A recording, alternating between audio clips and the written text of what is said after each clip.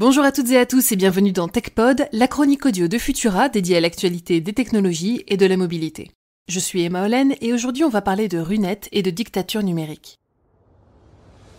Blocage des réseaux sociaux occidentaux dont Facebook, Twitter et YouTube, restriction de l'accès aux médias étrangers, menace de 15 ans de prison pour la publication d'informations ne correspondant pas au discours officiel, la Russie semble désormais prête à tout pour dresser une véritable muraille numérique entre le monde et ses citoyens et continuer de présenter sa version de la réalité.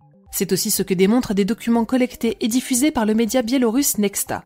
Selon ces informations, la Russie serait en train de finaliser la déconnexion de son réseau à l'Internet mondial. La date d'échéance serait même le 11 ou le 12 mars, c'est-à-dire dès la fin de cette semaine. Et soulignons-le, que la Russie se débranche d'Internet, ce n'est clairement pas du domaine de l'impossible. L'été dernier, entre le 15 juin et le 15 juillet 2021, Moscou avait déjà mené un exercice géant de déconnexion de son réseau. Un exercice qui est passé inaperçu pour les populations et que seuls les organismes chargés des infrastructures des réseaux ont pu détecter. L'objectif avancé par le gouvernement, s'assurer que le réseau des sites russes, ou Runet, continuerait de fonctionner même si la Russie était victime d'attaques sur des serveurs hors de son contrôle.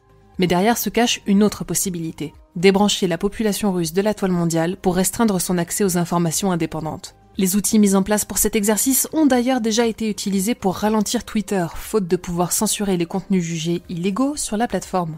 Et non, ce n'est pas illégal de bloquer l'accès à Internet, en tout cas pas si l'on en croit la loi dite de l'Internet souverain, votée par le Parlement russe au printemps 2019 pour des raisons de sécurité nationale, selon les officiels.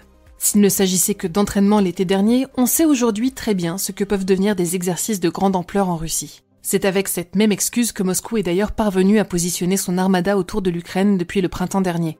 Et pour ce qui est des raisons de sécurité nationale, ce sont les mêmes qui sont avancées aujourd'hui pour mettre derrière les barreaux les citoyens russes manifestant contre la guerre en Ukraine.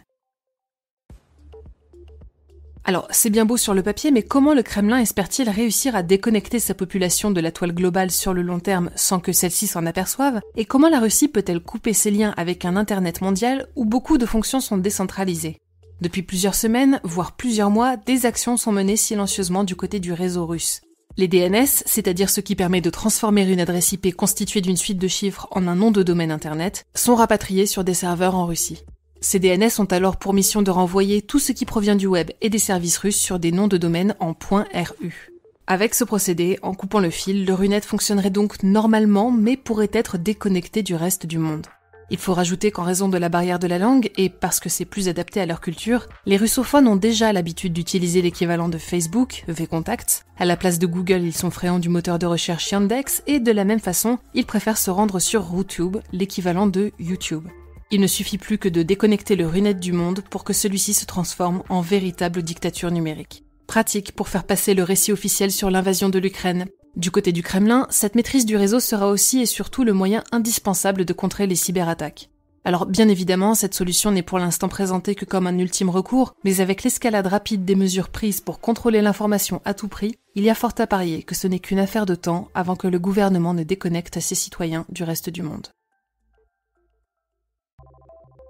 Pour ne rien manquer de l'actualité technologique et scientifique, je vous invite à nous retrouver sur vos apps audio préférés et à vous abonner à Fil de Science et pourquoi pas à nos autres podcasts.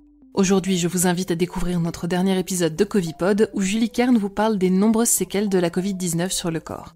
Pour le reste, on se retrouve lundi prochain pour toujours plus d'actualités technologiques et d'ici là, bonne semaine à toutes et tous.